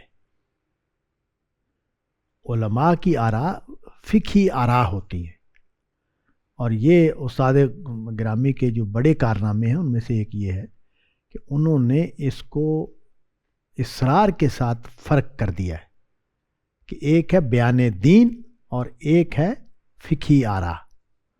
تو فقہی آراء میں اختلاف کرنے کا پورا حق حاصل ہے، یہ بالکل اصرار کر سکتے ہیں کہ ان کے نزدیک عورت کے چہرہ کا پردہ کرنا چاہیے عورت کو، یہ کہہ سکتے ہیں، ان کی نقطہ نظر ہے، یہ اپنے دلائل دے دیں، اور جو لوگ عورت کے چہرے کے پردے کے قائل نہیں ان کے پاس بھی دلائل ہیں۔ تو یہ آراء ہے، یہ روایت نبی صلی اللہ علیہ وسلم سے منسوب بات ہوتی ہے، تو نبی صلی اللہ علیہ وسلم سے منسوب اگر کوئی بات ہو تو اس پر بات ہو سکتی ہے۔ یہ نبی صلی اللہ علیہ وسلم سے منسوب بات میرے علم میں نہیں ہے کہ اس طرح کی کوئی۔ یہ علی ملک صاحب کا ہی سوال ہے کہ سیاستہ کے پورے ذخیرے میں واقع کربلا کا ذکر نہیں ملتا، اس کی کیا وجہ؟ نہیں، سیاستہ کا موضوع نبی صلی اللہ علیہ وسلم سے متعلق ریکارڈ ہے، تو بعد میں جو چیزیں ہیں وہ ویسے وہ انہوں نے نہیں دیکھا، نہیں شاید ان کو مرزا صاحب کو نہیں سنا، مرزا جیلمی صاحب جو ہیں وہ تو اصرار کرتے ہیں کہ میں تو ساری چیزیں جو ہے نا وہ حدیث کی کتابوں سے بیان کرتا ہوں، تو کچھ چیزیں ہیں ضمناً، کچھ چیزیں ہیں جو بخاری وغیرہ میں آ گئی ہوئی ہیں، لیکن حدیث کا سارا تعلق ہی حضور صلی اللہ علیہ وسلم کے ساتھ ہے، تو اس لیے نہ ہونا کوئی حیرانی کی بات نہیں ہے۔ کندر صاحب ہیں، یہ فرماتے ہیں کہ غامدی صاحب نے اپنی کتاب برہان میں ارباب منہاج القرآن کے متعلق غیظ و غضب بھرے الفاظ استعمال کیے ہیں، اس کی کیا وجہ؟ وہ غامدی صاحب کی جوانی کے زمانے کے مضامین ہیں، اور اس میں ہے بعض سخت جملے ہیں، لیکن غامدی صاحب کے ہاں وہ غیظ و غضب نہیں ہے جو دوسرے لوگوں کی تنقیدوں میں ہوتا ہے، اس زمانے میں بھی نہیں ہے۔ یہ میرا خیال 90s، ہاں 90s، تو وہ ٹھیک ہے، تنقید میں سخت لب و لہجہ ہو جانا، اس پر اب غامدی صاحب کی شخصیت کو سامنے رکھ کر یہ ہم کہہ سکتے ہیں کہ یہ اچھا نہیں ہے، لیکن تنقید تو پھر تنقید ہوتی ہے بھائی. یہ تنقید جو ہے وہ ان کو پڑھنی چاہیے تنقیدیں.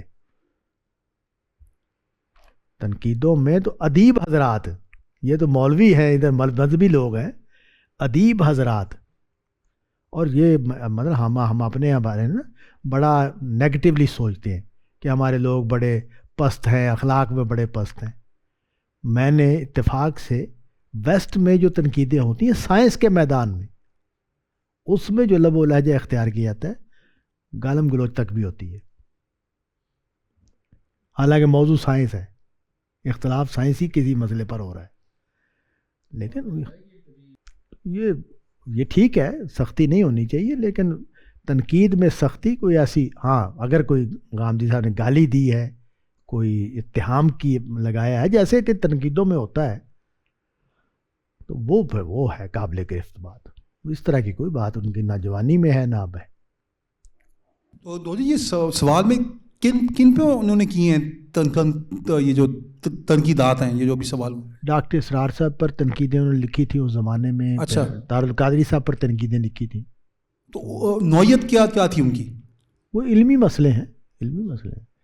اچھا استاد، ابھی آپ نے کہا کہ یہ جو آپ نے ابھی جو نا ان کا سوال تھا وہ شوہر کے بارے میں، تو جی ایک عام طور پہ ایک ذہن یہ بھی ہے کہ ہماری جو ہے نا 24 گھنٹے کی زندگی وہ نا یہ انشاءاللہ دین کے لحاظ سے بن جائے، تو اس میں ظاہر ہمارا ہر کام پھر دین ہی ہوگا انشاءاللہ، اور ثواب بھی اس کا مل جائے گا.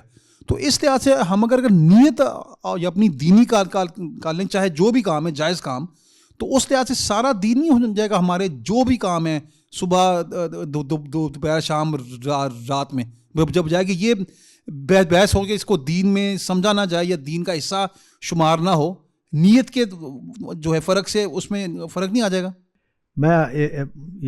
دیکھیں، ایک ہے اجر ملنا، وہ ایک الگ موضوع ہے. میں صبح اٹھتا ہوں اور جب بھی کہیں جانا ہوتا ہے، چھٹی والے دن کبھی میں نہیں نہاتا، ورنہ میں گھر سے نکلتے وقت نہاتا ہوں، کپڑے تبدیل کرتا ہوں اور نکلتا ہوں. یہ میرا صفائی کا ایک ذوق ہے کہ بھئی جانا ہے کہیں تو نہا دھو کے جائے. اس پر میں یہ اگر گفتگو شروع کر دوں کہ اس پر ثواب ہوتا ہے مجھے، تو یہ گفتگو ٹھیک نہیں ہے. میں مسلمان ہوں، اللہ کی رضا کے لیے سارے کام کرتا ہوں. یہ صبح اٹھ کے میں جب دفتر آنے کے لیے تیار ہو رہا ہوتا ہوں تو نہاتا ہوں. میں نہا کے آؤں تب بھی، نہ نہا کے آؤں تب بھی، دونوں میں کوئی فرق نہیں ہے دینی اعتبار سے. مجھے صاف ستھرا رہنا چاہیے. زیادہ سے زیادہ دین میں یہ بات کہی جائے گی کہ اللہ جیسے حضور نے فرمایا کہ الطہارہ نصف الایمان، تو یہ ٹھیک ہے کہ ایک دینی ذوق بھی ہے صاف ستھرا رہنا، یہ دینی ذوق بھی ہے. لیکن اس طرح کی باتوں کو یہ کہنا کہ بھئی یہ کار ثواب ہے، یا میں دکان کھولتا ہوں تو میں کار ثواب کرتا ہوں، یہ میرا نہیں خیال کہ اس طرح بات کو بیان کر. ہاں میں دکان کھولتا ہوں رزق کمانے کے لیے، رزق کے، اور وہاں حلال کمانے کے لیے جد و جہد کرتا ہوں. حرام کمانے کے مواقع آتے ہیں تو میں اپنے آپ کو روکتا ہوں. اب میں ثواب کر رہا ہوں، اب میں ثواب کا کام کر رہا ہوں. تو ایک ہے نیچرل کام ہو رہے ہیں، فطری کام ہو رہے ہیں، وہ ٹھیک ہے، اچھے کام ہے. اس کو یہ کہنا کہ یہ نیکی کا کام ہے، ٹھیک ہے، یہ کہا جا سکتا ہے. میں یہ نہیں کہہ رہا کہ نہیں کہا جا سکتا. صفائی ستھرائی ہم کر رہے ہیں تو یہ نیکی کا کام ہے، یہ بالکل ٹھیک بات ہے. لیکن یہ جو پریزنٹیشن ہے نا کہ بھی یہ دینی کام ہے، یہ عبادت ہو رہی ہے، یہ پریزنٹیشن ٹھیک نہیں ہے. میں دکان کھولی ہے، میں اس کی صفائی کر رہا ہوں، میں گاہک آ کے اس کو سامان تول کے دے رہا ہوں، گن کے دے رہا ہوں، تو یہ میں عبادت کر رہا ہوں. یہ نہیں، یہ ٹھیک نہیں ہے، یہ بیانیہ ٹھیک نہیں ہے. باقی یہ ہاں یہ اچھا کام ہے. میں اگر رزق حلال کما رہا ہوں تو میں نیکی کما رہا ہوں، یہ سب باتیں ٹھیک ہے. لیکن ایک چیز ہوتی ہے کہ آپ دین ہے، دین پر عمل ہے، اور یہ اچھے کام بھی اچھے کام ہیں، بالکل ٹھیک ہے، بہت اچھے کام ہیں۔ ثواب اور گناہ کی بحث کہاں ہو رہی ہے؟ ثواب اور گناہ کی بحث وہاں ہو رہی ہے جہاں میں کوئی نیکی کرتا ہوں، جب میں کسی برائی سے بچتا ہوں۔ تو مثلا میں دکان میں بیٹھا ہوا تھا، فقیر آیا تو میں نے 100 روپے 50 روپے نکال کے اس کو دیے، یہ ایک نیکی کا کام میں نے کیا ہے۔ باقی دنیا کے کام میں کرتا ہوں، اور میری بہو جو ہے وہ کوشش کرتی ہے پوری طرح کہ وہ اچھا کھانا بنائے روزانہ، تو یہ بڑا اچھا ہے، ہم سب کو بڑا اچھا لگتا ہے، بہت پیار کرتے ہیں اس کے ساتھ۔ لیکن یہ کہنا کہ یہ عبادت کر رہی ہوتی ہے وہ جب اچھا کھانا بنا رہی ہوتی ہے، یہ کچھ زیادہ ہو جاتی ہے بات، نہیں وہ ٹھیک ہے۔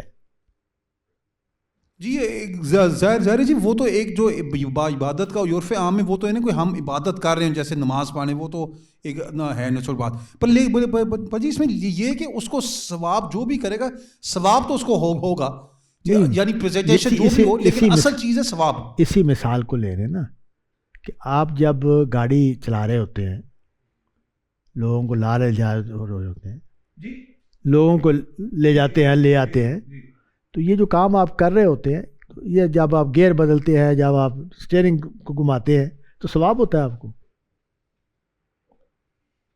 یہ نیکی کا کام آپ کر رہے ہیں، یہ گاڑی چلانا ہے۔ ہاں، نیکی کیا ہے کہ آپ نے اس کو دھوکہ دیا ہے، اب آپ گناہ گار ہو رہے ہیں۔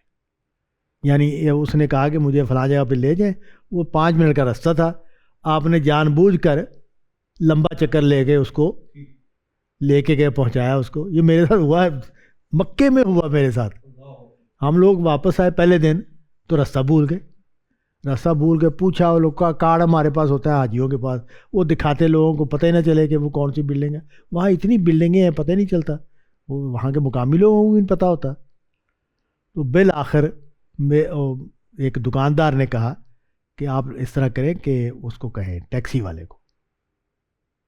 اتفاق کی بات ہے کہ یہ ہماری بلڈنگ تھی اور یہاں ہم کھڑے تھے، وہ ذرا اوجل تھی، مطلب اس کے آگے ایک بلڈنگ تھی تو وہ اوجل تھی ہماری نظروں سے، ہم یہاں کھڑے ہیں۔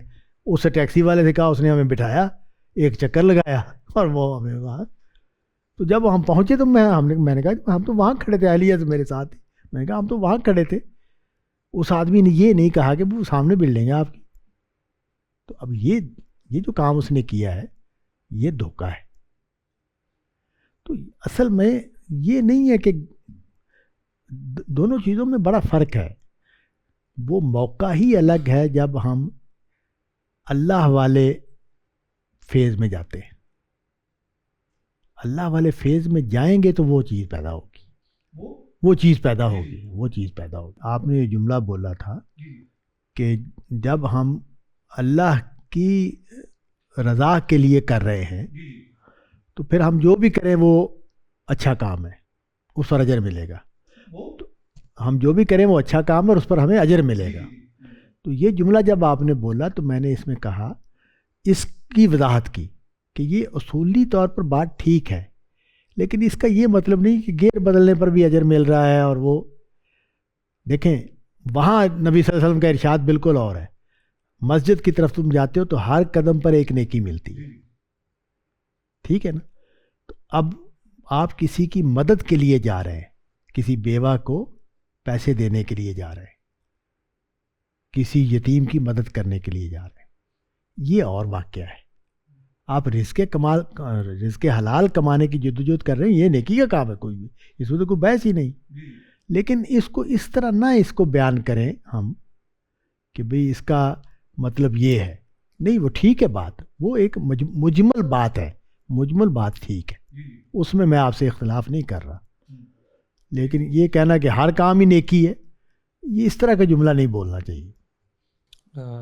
استاذ عبداللہ خالد صاحب کا سوال ہے، وہ کہتے ہیں کہ قرآن مجید نے مرد کو قوام بنایا ہے کیونکہ اس کے اوپر نان نفقے کی ذمہ داری ہوتی ہے، اب جب کہ عورت اور مرد دونوں یہ ذمہ داری ادا کر رہے ہیں تو پھر اس حکم کا کیا ہوگا؟ دیکھیں، یہ قوام بنایا ہے مرد کو اللہ تعالیٰ نے، اور اس کی وجہ، ایک وجہ یہ ہے جو انہوں نے بیان کی ہے، اور ایک وجہ اور ہے، وہ کبھی ختم نہیں ہوگی، وہ کبھی ختم نہیں ہوگی، وہ ہے اللہ نے جو اس کو اس پر فضیلت دی ہے۔ تو اس کا کیا جواب ہے؟ اس لیے میرا یہ خیال ہے کہ یہ ویسے بڑا جینون سوال ہے۔ ہم یہ دین پر جب بات کرتے ہیں، کلام کرتے ہیں، تو ہم یہ سمجھتے ہیں کہ دین کے جو احکام ہیں ان کے پیچھے بھی ایک وجہ ہے، ان کا ایک مقصد بھی ہے، اور اگر وہ مقصد اور وہ وجہ جو ہے وہ بدل گئی ہے تو اب حکم بھی بدل جانا چاہیے، اور یہ کئی جگہوں پہ اپلائی بھی ہوتی ہے یہ بات۔ اسی طرح میرا یہ خیال ہے کہ اس میں نا ساری بات میں جو نقصان ہو رہا ہے یا ہو جاتا ہے وہ یہ کہ میں اللہ کے حکموں کا پابند نہیں رہتا، میں اصل میں اپنی عقل کا پابند ہوں۔ تو یہ کیفیت نہیں آنے دینی چاہیے۔ یہ عمل جو ہے، یہ جو میں سمجھ رہا ہوں کہ اللہ تعالیٰ نے اس لیے قوام بنایا ہے کہ مرد یہ کرتا ہے یہ کرتا ہے، تو یہ اللہ کے حکم کو سمجھنے کی ایک کاوش ہے، اللہ کی حکمت کو سمجھنے کی ایک کاوش ہے۔ اللہ کا حکم اللہ کا حکم ہے، تو ان دونوں چیزوں کو قائم رہنا چاہیے۔ حکم کے حکم ہونے کی جو حیثیت ہے اس میں اللہ یہ کہ اللہ تعالیٰ خود ہی کہہ دے کہ یہ شرائط ہوں گی تو یہ ہوگا، جیسے زکوٰۃ ہے تو زکوٰۃ میں بتا دیا کہ نبی صلی اللہ علیہ وسلم نے کہ اتنا مال ہوگا تو زکوٰۃ فرض ہوگی۔ تو اس طرح کی چیزیں تو ٹھیک ہے کہ جہاں شرائط ہیں کسی کام کو، بندہ بے ہوش ہے تو اس پر نماز فرض نہیں، تو یہ جو ہے یہ وہ ٹھیک ہے۔ لیکن مجھے اندیشہ یہ ہے کہ جب ہم یہ طے کر کے چلنے لگ جاتے ہیں کہ حکم کی حکمت، حکم کا منشا یہ ہے، تو اصل میں منشا اور وہ جو ہے وہ فوقیت پا لیتا ہے۔ مجھے یہ رجحان ٹھیک نہیں لگتا، اور یہ میں دیکھتا ہوں کہ یہ بہت بڑھتا جا رہا ہے۔